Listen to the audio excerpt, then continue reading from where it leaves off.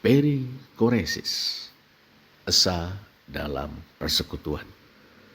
Kejadian 1 ayat 1 sampai 2 ayat 4a, Matius 28 ayat 16 sampai 20.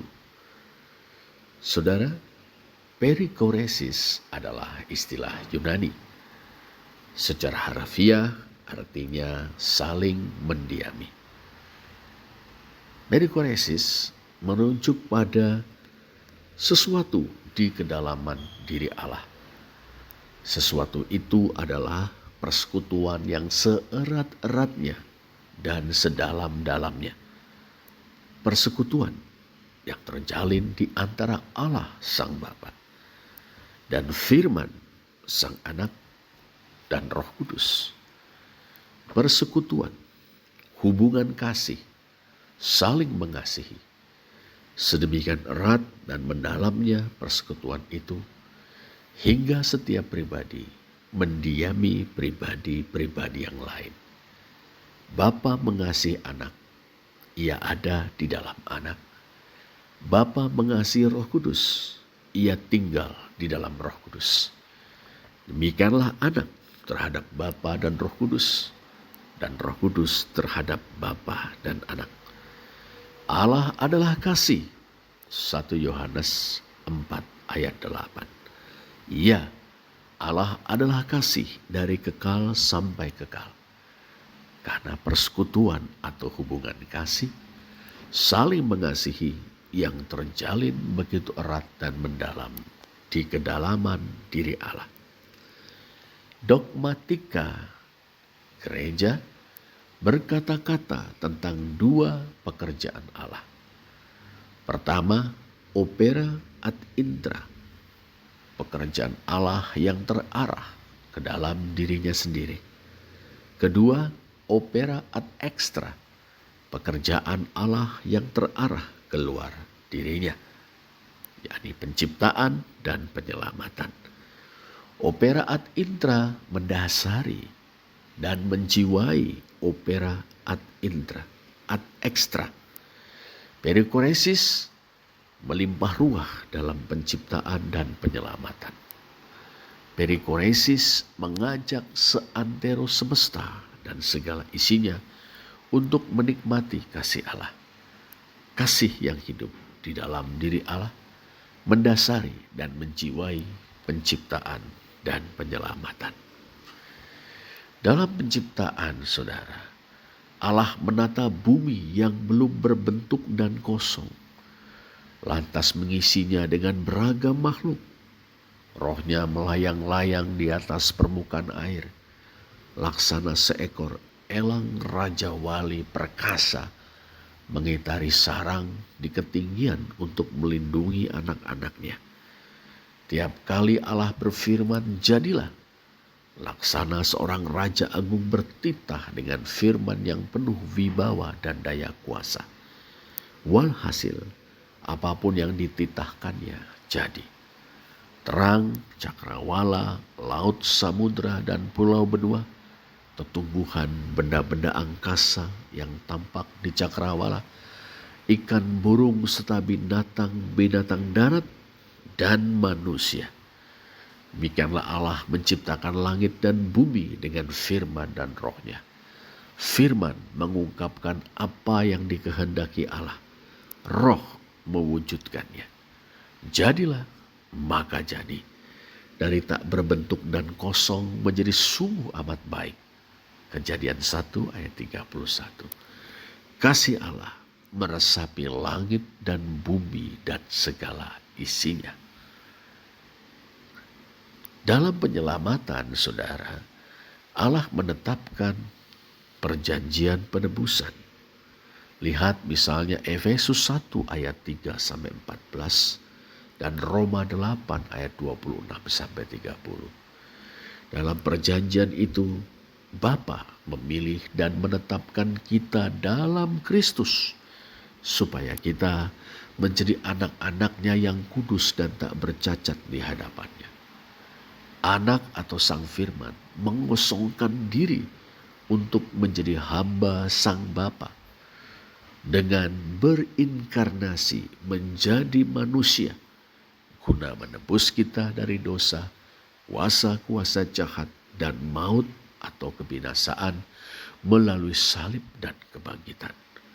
Dan Roh Kudus mengefektifkan Injil di dalam diri kita, menerangi pikiran kita tentang pribadi dan karya Kristus, menginsyafkan kita akan dosa-dosa kita, dan menggugah kita untuk bertobat dan percaya kepada Tuhan Yesus.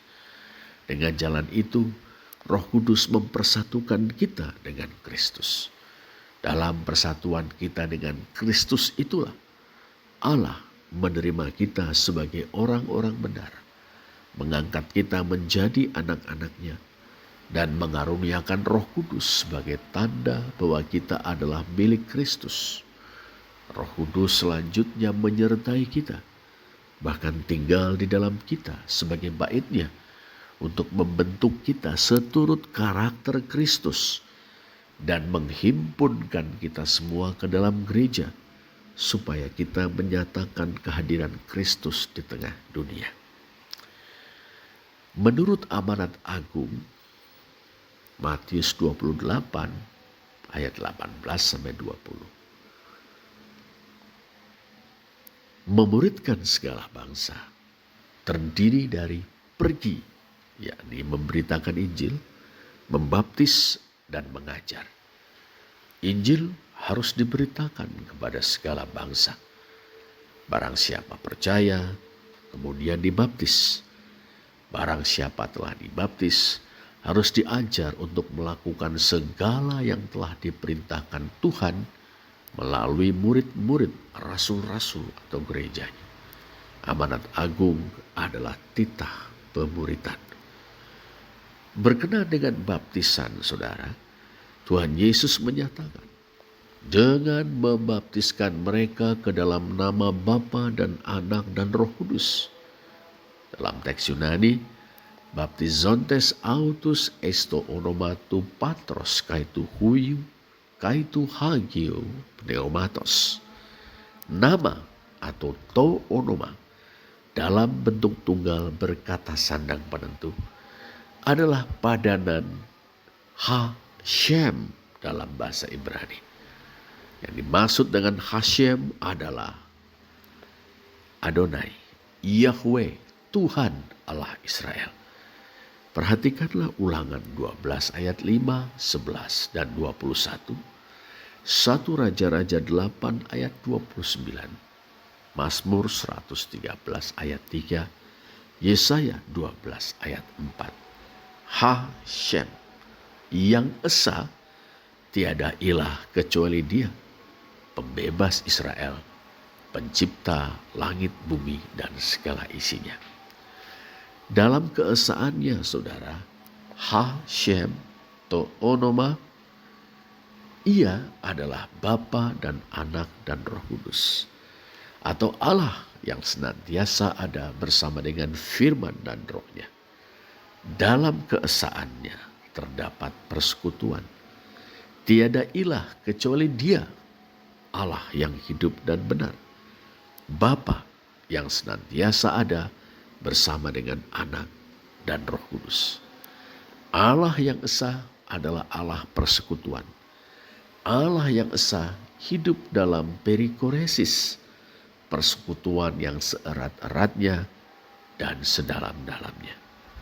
Berdasarkan itu, saudara, orang-orang dari segala bangsa yang telah menerima Injil dibaptiskan ke dalam Sang Nama, ke dalam Allah yang esa, ke dalam Allah persekutuan, supaya hidup dalam naungannya dan menikmati kasih-Nya yang berlimpah-limpah.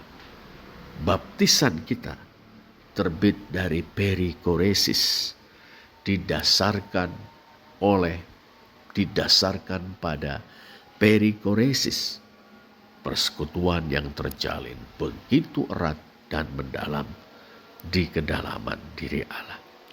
Saudara, perikoresis mengajar kita tentang Allah Tritunggal, tiga pribadi yang khas berbeda dalam keesaan Allah, yang sama kekal dan ilahinya, namun tidak terpisahkan.